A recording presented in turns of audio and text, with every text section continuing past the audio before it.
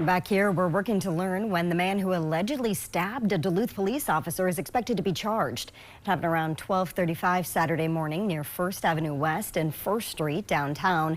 Duluth police officers responded to a report of an intoxicated man who was identified as 22-year-old Kevin Couliard of Duluth. He had apparently been hitting the side of an ambulance and threatening the paramedics inside. An officer located Couliard a block away and tried to arrest him, but they said Couliard resisted and stabbed the officer in the leg. The officer, who the DPD has not named, is expected to be okay. They were treated at a local hospital and were later released.